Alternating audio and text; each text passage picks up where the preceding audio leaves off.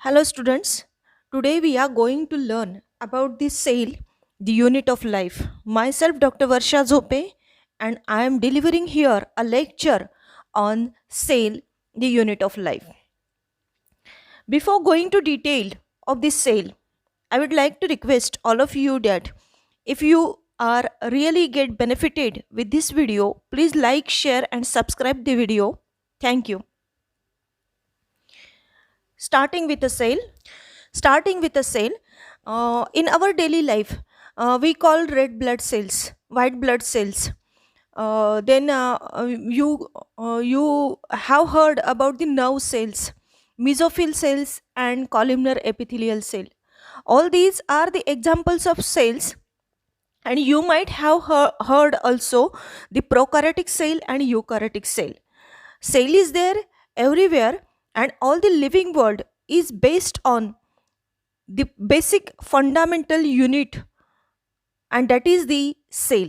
It may be prokaryotic, it may be eukaryotic. In the human being, it may be in the form of red blood cells, white blood cells, or anything nerve cells.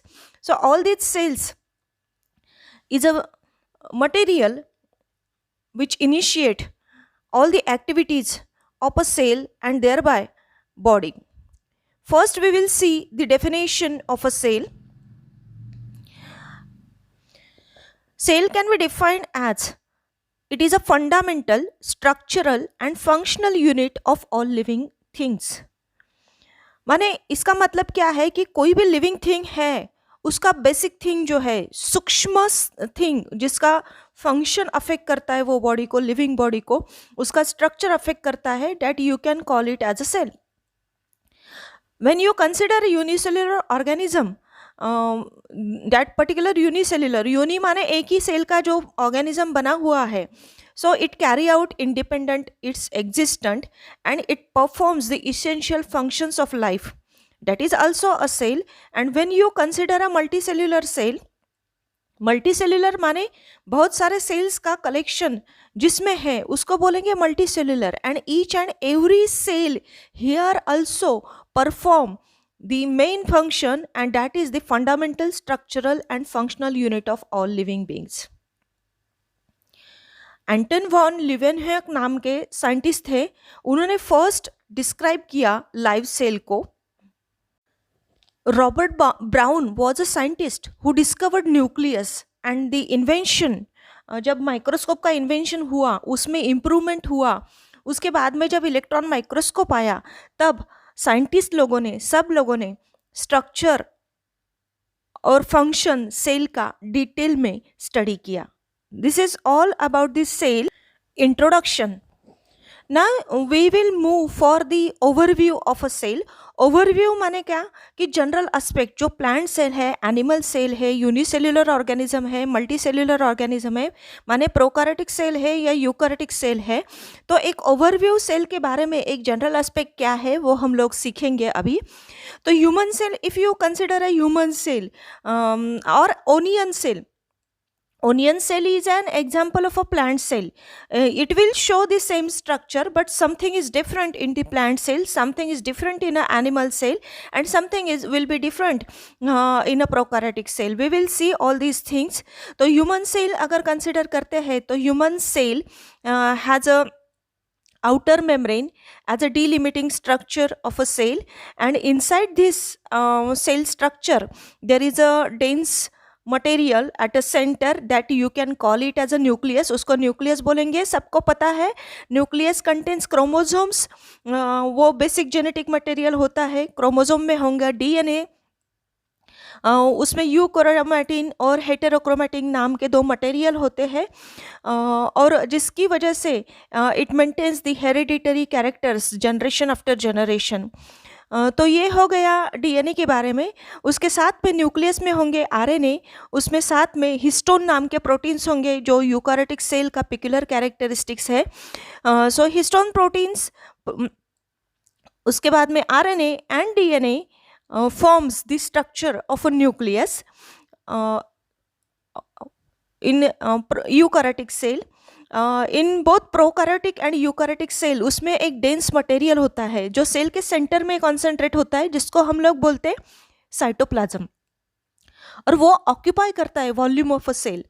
तो cytoplasm एक material होता है जिससे cellular activity carry out होते हैं, बहुत सारे chemical reaction उसमें होते हैं, और साइटोप्लाज्म ज़्यादा होना और एक्टिव होना वो एक लिविंग स्टेट इंडिकेट करता है कि वो सेल लिविंग है, वो that is a particularly active cell that is performing its function.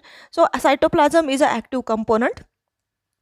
अगर यूकैरियोटिक सेल लेते हैं तो यूकैरियोटिक सेल के इसमें ऑर्गेनेल्स होंगे। Eukaryotic cell contains various organelles. उसमें क्या क्या आएगा? एंडोप्लाज्मिक रेटिकुलम जिसको ER बोलते हैं, गोल्गी कॉम्प्लेक्स, गोल्गी बॉडीज उसको बोलेंगे हम लोग, उसमें गोल्गी बॉडीज होंगे। उसके बाद में लाइसोसोम्स, ये एंजाइम का पाउच होता है बॉडी सेल की अंदर से क्लीन करने के लिए। Lysozyme is an essential, lysosomes are essential part. उसके बाद में माइटोकॉन्ड्रिया रहेगा उसमें। It is a power house of a cell. Cell को अगर एनर्जी चाहिए तो ATP के फॉर्म में मिलेगी और वो माइटोकॉन्ड्रिया तैयार करेंगे। माइक्रो बॉडीज होंगे, वैक्यूल्स होंगे।